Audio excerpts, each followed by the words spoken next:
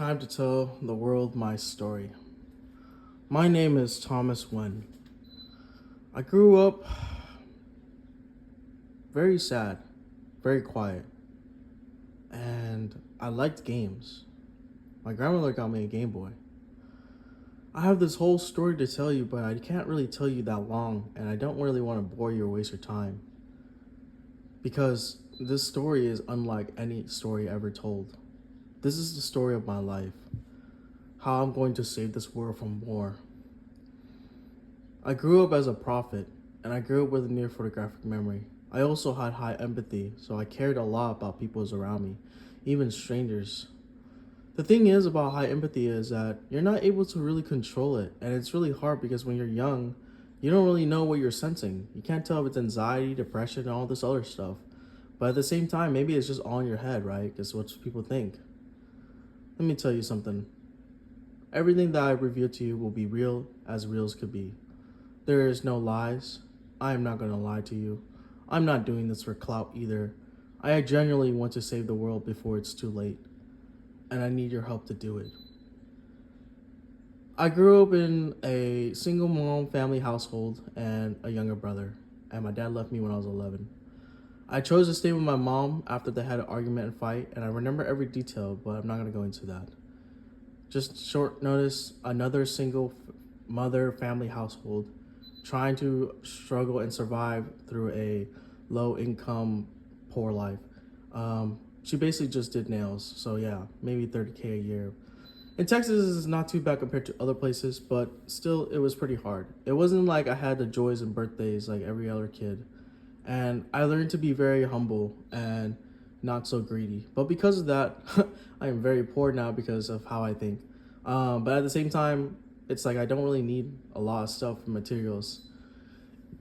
Even thinking now that I was on my way on becoming more righteous as with Jesus Christ and everything that he did to save me, I somehow lost my way again because of my bad habits. And also, it's so hard to break patterns. It's simply the hardest thing because sometimes it's patterns, right? Systems. If you don't break it, you don't change and grow. You stay stuck and you stay in that one mindset close. This is the story how I would change everything in this world and make it better. And not saying as a god or cultist or self-righteous person, but as a person trying to unite other people like me or just people that understand this. Have you ever felt like you were meant to be more, but inside you were different and you knew that, but you couldn't really fit in? Well, if so, the story is perfect for you because this is a story about overcoming all the lies, the betrayal, heartbreak, and also overcoming your own fears. And, I actually saved someone who was suicidal because I've been down that road before once, a couple times. I thought about it, why it was so different. I come to realize that my life is not like everyone else. It was a good, poor life, but it's not a long one. I don't think I see myself living too long, so I have to tell this story now while I can. After all, Jesus Christ died, I think one of my friends said at 31 or 33. I'm already 27 almost, so yeah. It's almost time, but maybe in the next world, in the life, I can do better. But yeah, hopefully it's not too late. And yeah, I predicted a lot of stuff in my life. I started with predicting video game stuff that I didn't even know existed. And then I started predicting other things like the military kidnapping my family and me for some reason as a child. I'd always felt known I was special and different, so maybe that's it or too much Call of Duty. Later on, I start to realize that now in 2025, things are happening just like my dreams. And I remember predicting COVID in my dreams and predicting it in class. Like we were watching a supervisor's video documentary and I just saw something like reaction and I reacted to it because I saw it in my head. It's like a Big Bang Flash kind of thing. And 2 years ago or 3 years ago, it's 2 years, yeah. I'm almost 26, so it's about 3 years ago. I was 23, I was fat, I was depressed. I had wasted most of my school years studying for something that was not gonna happen because of economy-wise, because of COVID. But at the same time, there was ways for people to make it. I just didn't try hard enough. I gave up due to racism, and I realized that I can't really do what I want to do. Although I do see other Asian Americans doing it, and I wonder why they did it and I couldn't. And I realized I have this Asian mom who's very controlling, and it's hard to please her and make her happy. I realize my happiness is not gonna be like her happiness will not be my happiness, basically. And unfortunately, my happiness to make her happy will not make me happy. So it's at a crossroads, and I have to decide. And before I decided, I make this video real quick. 15 minutes, that's it. And after that, if you want some more, I'll tell you more. I also was thinking a lot of things too, like how would I make this into a movie or book, or Jackie Chan to see this? I really hope Jackie Chan sees this, but I don't know yet. Maybe someday before he passes away. He was always my role model, so. I'm actually thinking about attempting to jump off a car and do a flip. I've never done anything like that before in my entire life. Never. But for some reason, I just feel like I gotta do it. Like whether worth the risk or not, and something bad happens, so be it. But in my life, a lot of stuff has happened to me. I'm able to stand on my feet and land on my feet. Even if I fall, I land on my butt, my feet, or my hands. I rarely fall and land on my head, except once.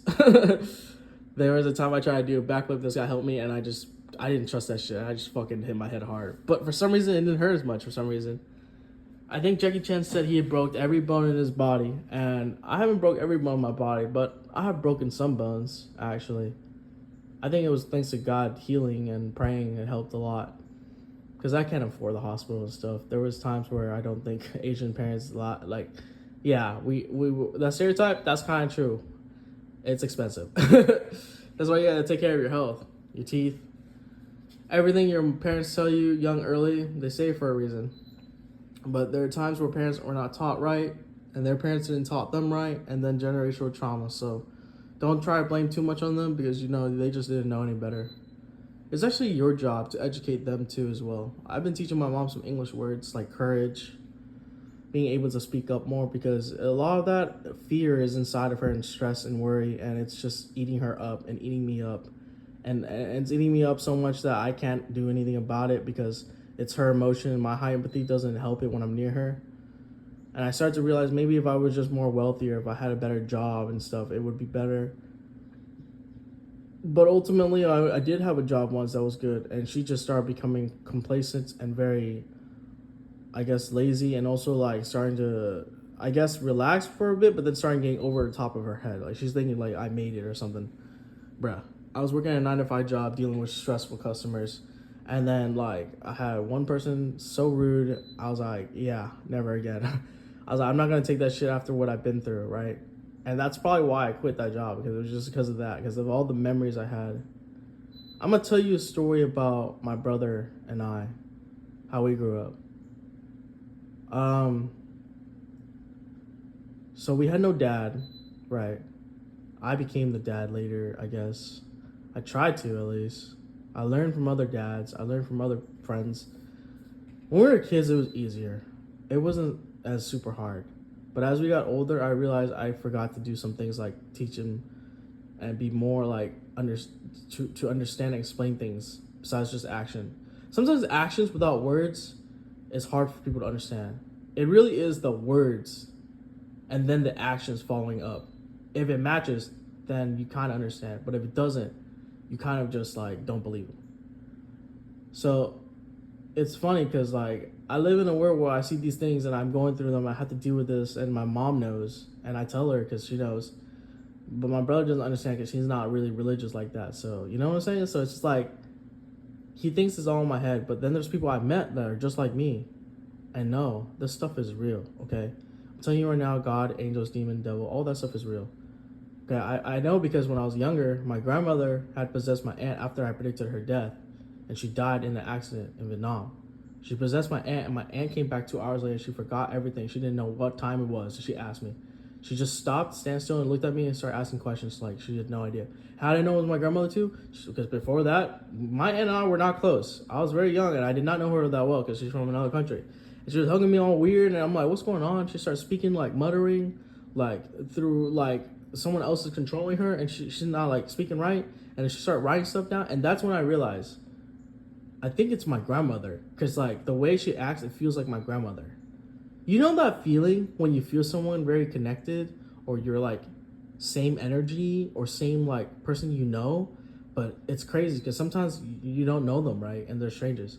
I think there's a past life and stuff like that. Like you're connected. Like my friend and I have this friend who's Korean, and I think, how did I meet this guy and meet him again 10 years later, like by chance, right? It's just like 10 years ago we were middle school students, and then later I meet him again off like an accident. It wasn't even like planned. We didn't plan to meet up. Like literally, my mom forgot our trip to the plane, and because of that, we were in Cali at this time, right? And then we met up because my hotel was near him, and he was from Koreatown. It's like, it was crazy, right? I was like, he went from going to the same middle school as me, because they moved there, or he moved there, and then he moved to the Philippines to get like a faster education in high school, because their dad's trying to think too much into this. Like he's planning ahead. He's playing chess over there, right? And I'm over here like, okay. So yeah, so then they do that, and then he's like, and then they finish high school sooner because it's like 3 years, and then he goes to college sooner, and then, you know, but after he finished that, he has to go back to America and then take another like year or two, because like it's like got C tests after that, right? So it's like all that work and traveling. I'm wondering to myself, like, he got to experience a Philippine high school education, which is really interesting to me, because when I looked at him and I remember him, he was a funny dude who was slightly racist. He wasn't super racist, but he was just like slightly funny racist in a funny way. Like how, I guess, you know, a little bit, sometimes I was a little Asian type of stereotype too, because I kind of, because you're Asian, bro. Everyone's gonna notice you. Like you go into the military and you're Asian, of course they're gonna pick on you, bro. You're literally Asian, bro. It's so easy. But anyways, you're one of the few people in, especially in the Marines. But what I'm trying to say is like, I should know from experience. Anyways, what I'm trying to say is that I didn't realize that my skin would really change how people view me and my job or stereotype and whatnot. And I understand why now, because like Texas, public, red state, blah, blah, blah, you so on, right? But I always felt like I was more democratic. I always felt more blue state. I always watch a lot of TV and shows, and maybe that's why I am the way I am. Because TV shows and storytelling and trying to depict good versus evil, right? A lot of people get confused because they don't know which story to believe, and they don't know what they're talking about, and they don't understand empathy. Empathy makes the difference between a good person and a bad person. When you don't understand something about the other person, you need to work on that. And if you have high empathy, you need to have less of that. Unfortunately, I'm on that end. So I grew up with ADHD. My cousin had ADD.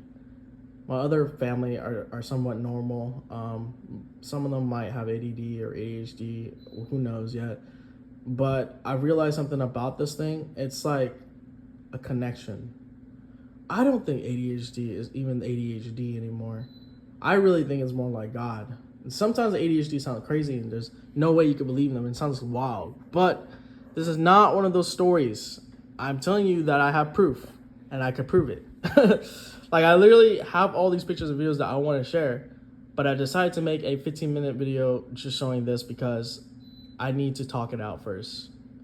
And then I'll add the pictures later and edit it. But the movie that I would make, I guess it's basically just going to be called The Life of Tomiehlee and the Hardships or something. I don't know yet. I'm not sure about the title 100%. There's a lot of stuff that happened that it sounds like The Life of Pi or Forrest Gump. Forrest Gump. Yeah, that movie. But what I'm trying to tell you is I cannot make this shit up. And if I don't live long, I'd rather tell it before it's too late. Even as I speak, I told my mom I was studying or looking for colleges and scholarship. But really, I think I see the life that Asian Americans that made it. And I'm thinking they all started with YouTube. So this is going on YouTube. And I'm going to post more on Instagram. Probably on my fitness one. Training like Naruto on Instagram.